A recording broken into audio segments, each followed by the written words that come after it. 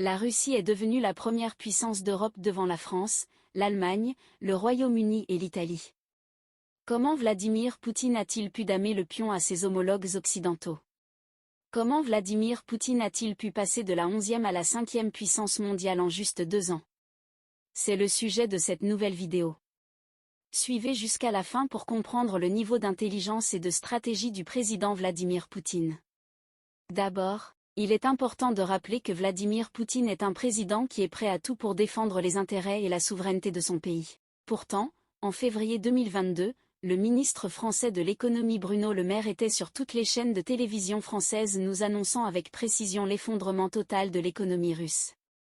Le ministre Bruno Le Maire nous a promis qu'il allait massacrer, torturer et froisser l'économie russe au point où la Russie serait totalement à genoux. Réécoutons ses déclarations. Les sanctions sont efficaces. Les sanctions économiques et financières sont même d'une efficacité redoutable. Et je veux laisser planer aucune ambiguïté sur la détermination européenne sur ce sujet. Nous allons livrer une guerre économique et financière totale à la Russie. Nous allons donc provoquer l'effondrement de l'économie russe. Les sanctions économiques ne le font pas plier. Elles sont inefficaces à ce stade sur le cours de la guerre. Elles sont efficaces sur l'objectif qu'elles poursuivent, c'est-à-dire affaiblir l'économie russe et faire payer un prix à la guerre, à Vladimir Poutine et aux autorités russes. Quand on regarde aujourd'hui les résultats, ils sont massifs.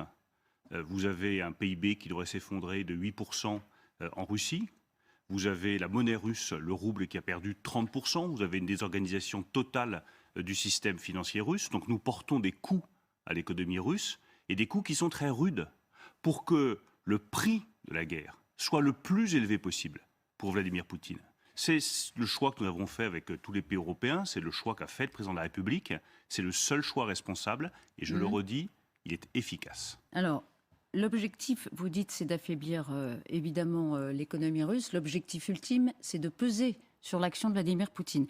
Des sanctions supplémentaires ont été annoncées. Sur quoi porteront-elles? Vous allez en parler à Bruxelles demain avec vos homologues européens. Alors nous y avons travaillé tout ce week-end, puisque le président de la République a été très clair lors du sommet de Versailles. Toutes les options sont sur la table. Et nous pouvons poursuivre le durcissement des sanctions contre la Russie. Sur quoi? Quels sont Nous les pouvons leviers? faire d'abord sur les oligarques qui sont visés. Toutes les personnalités russes qui sont proches de Vladimir Poutine.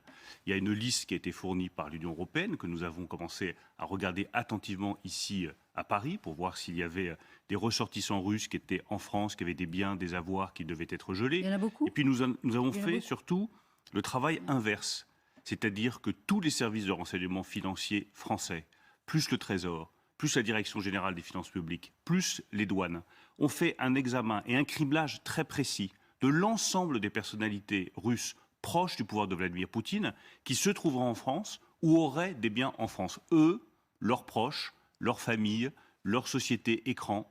C'est un travail de fourmi qui a été engagé, mais qui a donné des résultats. Mais ça concerne combien Je de personnes? transmettrai aujourd'hui plusieurs dizaines de noms. Plusieurs dizaines de noms. Plusieurs dizaines de noms qui vont être inscrits dans la liste de sanctions européennes, de façon à ce que les biens de ces personnes puissent être gelés. C'est un travail, je le redis, de fourmi, qui est très long, qui est très difficile, mais à la suite de ce travail qui a été fait remarquablement par les services que j'ai indiqués, nous allons transmettre plusieurs dizaines de noms de personnalités russes à la Commission européenne pour qu'ils soient placés sous sanctions. Ça, c'est le premier volet du renforcement. Le deuxième, c'est un durcissement des interdictions de restrictions d'exportation. Je pense aux biens de luxe, je pense à tous les biens qui servent à l'exploitation des carburants, du pétrole ou du gaz.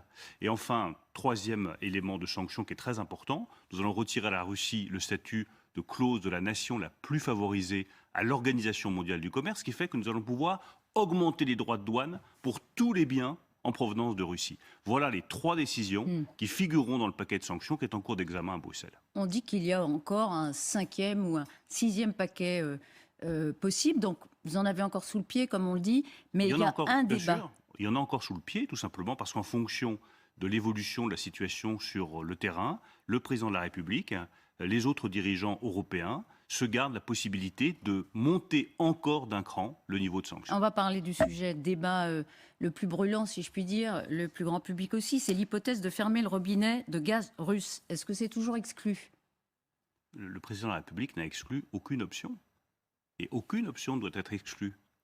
quand vous prenez la décision stratégique de affaiblir une économie pour faire comprendre à son dirigeant que les choix politiques... 2 ans après, on se rend compte que c'est plutôt la France et l'Allemagne qui sont au contraire à genoux. L'Allemagne, qui était la première puissance d'Europe, a vu son économie chuter à un niveau où beaucoup d'entreprises allemandes ont dû fermer les portes pour se délocaliser finalement aux États-Unis, faute d'une énergie bon marché russe qu'ils ont abandonnée à cause de leurs caprices.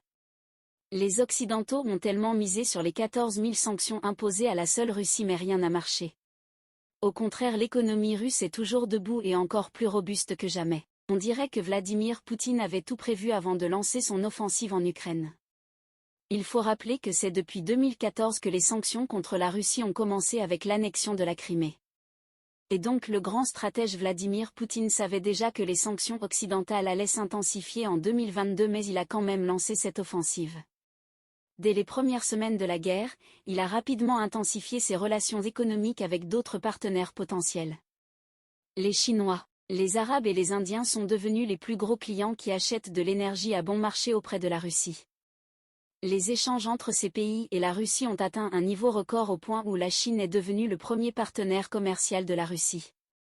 Le grand stratège Vladimir Poutine a également intensifié ses relations avec le continent africain. Cela a été acté avec le sommet Russie-Afrique en 2023 où il a signé beaucoup de contrats avec les pays africains. Il a également renforcé beaucoup de secteurs de son économie avec des investissements massifs dans la production des technologies qu'elle importait en Occident. Cela a été acté par la fabrication du premier avion avec un moteur 100% russe. Déjà en 2022, le Fonds monétaire international et la Banque mondiale prédisaient que l'économie russe allait dépasser l'ensemble des pays européens. Cela devient alors une réalité depuis que les experts de la Banque mondiale ont publié une analyse sur la situation de l'économie mondiale. C'est ce rapport qui indique que la Russie est devenue la 5e plus grande économie du monde et la plus grande d'Europe malgré les sanctions occidentales qui pèsent sur elle depuis 2014. L'analyse se base sur le produit intérieur brut PIB nominal, qui mesure la valeur de la production d'un pays au prix courant, sans tenir compte de l'inflation ni du pouvoir d'achat. Selon cette méthode, le PIB nominal de la Russie a atteint 1860 milliards de dollars en 2022, contre 1840 milliards pour l'Allemagne et 1820 milliards pour le Royaume-Uni. Les 4 premières économies mondiales restent les États-Unis, la Chine, le Japon et l'Inde. La performance économique de la Russie s'explique aussi par plusieurs facteurs, dont la hausse des prix du pétrole et du gaz, qui représente une part importante de ses exportations, la stabilisation du taux de change du rouble, qui a permis de réduire l'inflation et de soutenir la consommation intérieure, ainsi que la mise en œuvre de réformes structurelles visant à améliorer le climat des affaires, à renforcer les finances publiques et à diversifier l'économie. La Russie a ainsi affirmé sa position de grande puissance économique et politique sur la scène internationale, en dépit des tensions avec l'Occident. Le président russe Vladimir Poutine a déclaré que les sanctions étaient une mauvaise idée qui se retournerait contre leurs auteurs. Il a ajouté que la Russie continuerait à défendre ses intérêts nationaux et à coopérer avec les pays qui respectent sa souveraineté. Malgré toutes ces sanctions qui se sont révélées totalement inefficaces, les dirigeants occidentaux continuent de préparer encore d'autres paquets de sanctions contre la Russie. Ils ne sont pas guéris de leur paranoïa qui les rend aveugles. Ils continuent de croire que l'économie russe va finir par s'effondrer malgré que ce soit toujours leur économie qui s'enfonce dans l'abîme. Leur inflation ne fait que grandir, mais ils continuent de vouloir continuer la guerre alors qu'ils sont incapables de fournir des moyens à l'Ukraine. L'Ukraine d'abord. Dans l'hiver glacial, l'agression russe se poursuit. Bientôt 2 ans. Vous savez l'importance de la volonté au combat et vous mesurez que l'on ne peut laisser la Russie penser qu'elle peut gagner. Quel serait le lendemain pour nous, Européens ? Je l'ai dit dès le début, nous ne sommes pas en guerre contre la Russie, mais notre devoir est de rendre leur victoire impossible.